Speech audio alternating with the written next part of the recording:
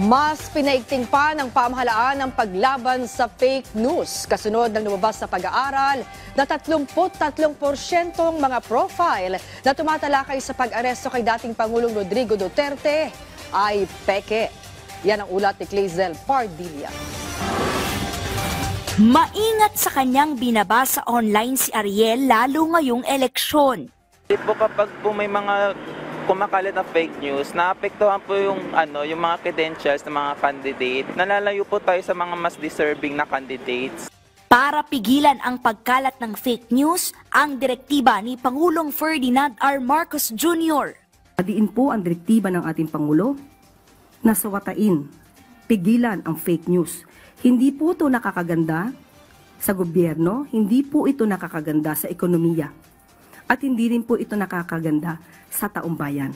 Ang Presidential Communications Office regular nang nagsasagawa ng pulong balitaan para mag-abot ng mga tama at kinakailangang impormasyon ukol sa mga programa at proyekto ng pamahalaan. Puspusan din ang PCO sa paghahatid ng mga balita na nagbibigay linaw sa mga issue. Nakipag-partner din ang ahensya sa Verifiles para palakasin ang media literacy sa mga state-run media tulad ng PTV.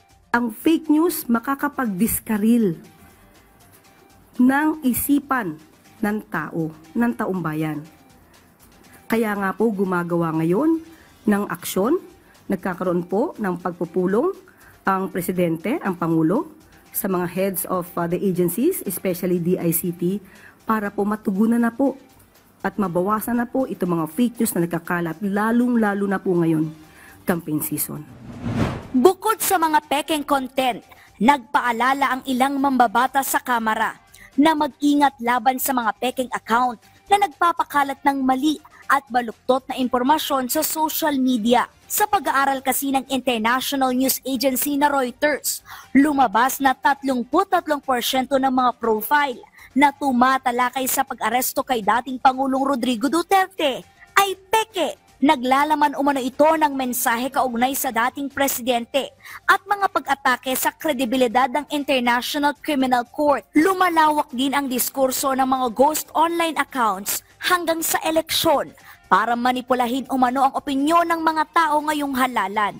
Ginagamit po nila sa pang-impluwensya ng voters, sa pang-sway ng voters, at minsan nga nagkakos na ng tension sa fear. Ang bright side lang po, nakakuha po tayo ng commitment from Meta. Nagkaroon po ng regulatory committee or commission, tutulong po sila sa ating pinaglalaban. Ayon sa isang cybersecurity company, posibleng matukoy kung peke ang isang account kung kakaunti ang picture at mga kaibigan, kakaiba o walang impormasyon ukol sa pagkatao ng social media user. Clazel Pardilla para sa Pambansang TV sa Bagong Pilipinas.